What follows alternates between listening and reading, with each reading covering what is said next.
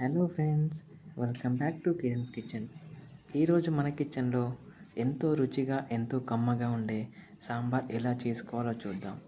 ఇలా ఒకసారి ట్రై చేసి చూడండి. మీరు రోజు తినేదానికంటే 2 ముద్దలు అన్నం ఎక్కువే తింటారు. దీనికోసం ముందుగా 2 కప్పుల కందిపప్పును తీసుకొని బాగా వాష్ చేసి కుక్కర్లో 3 విజిల్స్ వచ్చేంత వరకు ఉడికించుకోండి. వీటికి కావాల్సిన పదార్థాలు ఏంటో చూద్దాం ఇప్పుడు. 3 బెండకాయలు, 2 మునగకాయలు, 1 క్యారెట్, 2 టమాటాలు. వీటిని బాగా చిన్న ముక్కలుగా కాకుండా మరీ పెద్దవిగా కాకుండా ఇలా మీడియం సైజులో కట్ చేసుకొని పెట్టుకోండి. ఇంకొక వైపు ఇంకో గిన్నెలో కొంచెం చింతపండు తీసుకొని నానబెట్టుకొని పెట్టుకోండి. ఇప్పుడు స్టవ్ ఆన్ చేసి స్టవ్ పైన కడాయి పెట్టుకొని అందులో కొంచెం ఆయిల్ వేసి పోపు దినుసులు అలాగే మనం కట్ చేసి పెట్టుకున్న పచ్చిమిర్చి వేయండి.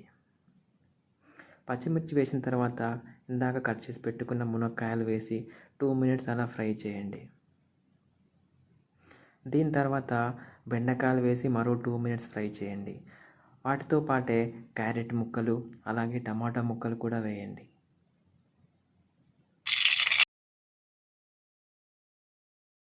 ఈ ముక్కలన్నిటిని 2 మినిట్స్ ఆయిల్లో బాగా డీప్ ఫ్రై చేయండి. దాని తర్వాత ఒక 2 రెబ్బల కరివేపాకు కూడా ఇందులో వేయండి. ఇప్పుడు రుచికి సరిపడా ఉప్పు ఇందులో వేసుకొని మిక్స్ చేయండి. ఉప్పు వేసిన కాసేపటికే ఇందులో వంకాయ ముక్కలను వేసి కలపండి.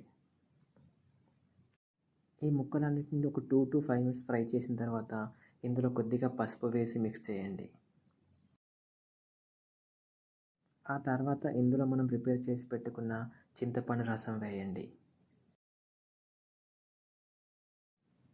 దీని తర్వాత ఇందాక మనం ఉడికించి పెట్టుకున్న కందిపప్పును ఇందులో యాడ్ చేయండి.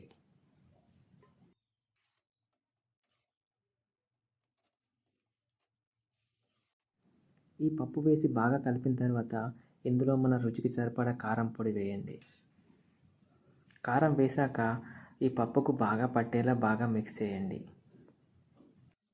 ఈ టైంలో మీకు కావాల్సినంతగా నీళ్ళు యాడ్ చేసుకోండి. ఇక్కడ ఎంత అంత అని ఏం లేదండి. మీకు ఈ సాంబార్ ఎంత కావాలనుకుంటే అంత వాటర్ యాడ్ చేసుకోవచ్చు. మరి ఎక్కువ యాడ్ చేసినా వాటర్ అయిపోతుంది. మరీ తక్కువ యాడ్ చేస్తే అది బాగా చిక్కగా ఉంటుంది. సో మరీ ఎక్కువ కాకుండా తక్కువ కాకుండా మీడియంగా ఉండేలాగా వాటర్ యాడ్ చేసుకొని ఆ మొత్తం మిశ్రమాన్ని ఒక 10 to 15 మినిట్స్ ఇలా మరిగించుకోండి. మధ్య మధ్యలో 1-2 సార్లు కలుపుతూ ఉండండి.